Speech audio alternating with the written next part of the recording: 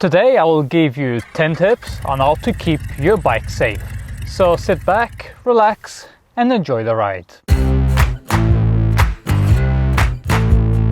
Hi, I'm Spell and welcome to the channel. So what can we do apart from parking the bike next to a better one? Simple, add multiple security devices. It will not make it impossible to steal, but it will make things harder and annoying for them. They will have to spend more time to crack through all the devices, and in general it will discourage them. Alright, so tip number 1, starting with the basics and sometimes an overlooked security device. A bike cover. And now you ask, how will it prevent or delay a motorcycle theft? They like to know what to expect, what they are stealing, if it is of any value to them, and what they have to get through to get it. They don't like to waste time. It needs to be a quick in and out job without surprises. In this case, it's likely they will just move on and choose another victim. Number 2, a bike chain with the thickest links you can get, as it makes it very difficult for bolt cutters and angle grinders to do its job. Even if they can cut the chain, it will take them longer than what they want. Keep it short, away from the ground and as tight as possible. It will make it more difficult for the thief to get the bolt cutter around and impossible for a sledgehammer attack.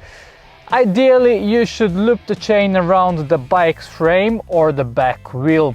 Chain it to a sturdy, immovable object like a lamppost.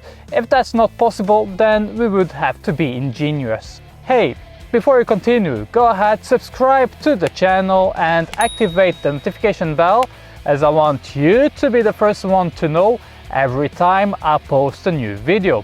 Number 3, another bike chain. Why not double up? Maybe another brand with a different type of lock. You could loop it around the frame or around the front wheel. Lifting the bike into the back of a van is another method they use. This is too heavy. If they have to cut through 2 chains to be able to get it, it means they will be spending more time around it. And we know already they don't like to waste time. Number 4, a disc lock is also a good idea. There are lots of options in the market, but my favorite ones are the alarmed ones. You see, not only they will have to find a way to break it, but the noise will put them under pressure too. But when it comes to purchase a disc lock, make sure you buy one with the thickest locking pin possible. Don't forget to check if it fits your bike. Finally, get one that comes with a stainless or hardened steel body. All that doesn't come cheap, but if you are serious about your bike security, that's the way to go. Number 5, you know what I'm gonna say next. Double up on the disc lock. Get one for the front, another for the back, and make it alarmed too. An extra tip here, place it on the sprocket instead. I know you're asking, isn't that overkill? Well, yes and no, depends on where you live. In Portugal, you probably could get away with just the steering lock.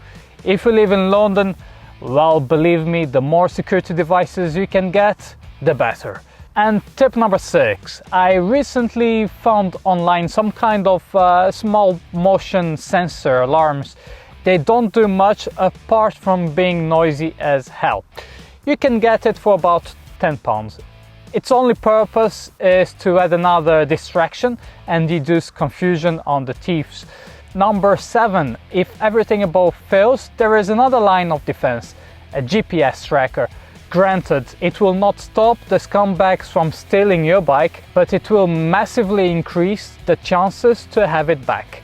Stay tuned, as next week I will review the Monimoto motorcycle tracker. Number 8, it is not a security device, but be aware of the way you use your social media. Look, I get it, we like to share with others what makes us happy, and no doubt getting a new motorcycle or simply owning and riding a motorcycle makes us very happy. So it's only normal we share it on Facebook, Instagram and so on. What the hell, I do it myself. But please, Keep your social media closed. Don't post pictures that gives it away your address and where you keep the bike. Having that information online will only attract unwanted attention. And number 9, consider where you park. At home, do you have your own garage? If so, you could cut down on the amount of security devices, again depending where you live.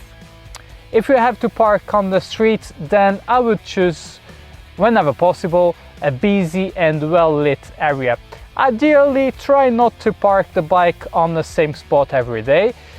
Well, in an ideal world, we would not be here speaking about bike security, would we? Anyway, if you are being targeted, they will make note of where you park, the times you leave and the times you arrive. In this case, I would apply all the security measures above. I would take no chances. And number 10, if you are going somewhere in the city, try and park in a place where there is CCTV coverage. I know it can be a pain taking the chains, especially if they are good quality ones, but try and do the best you can. Maybe a combination of a chain, disc lock and a bike cover. Park next to other bikes, especially if those bikes don't have any security devices in place. Even if they do but don't have a cover. If you have your bike covered, you are already at an advantage. From a thief perspective, not that I am one, I would rather know what I'm up against to get what I want. Anyways, this is all a matter of managing the risk. The risk will always be present, so it is up to you to try and mitigate it as much as possible, without letting it ruin your fun. Is it not annoying having to remove 4 or 5 security systems every time I want to go for a ride? Yes, it is. No doubt about that. But you know what would be even more annoying? Going back to the bike to find out she's not there anymore. So guys, know the area you live, ask people around, ask bikers, ask your local biker shop or cafe. They will know if bike theft is an issue or not. Look at other bikes parked around. Are they using any security devices? And how many devices are they being secured with? Based on that, you can then decide the best way to protect your bike. I hope this video was useful to you. Don't forget to give me the thumbs up, and if you have any questions, write a comment below. Thank you for watching, ride safe, and I'll see you soon.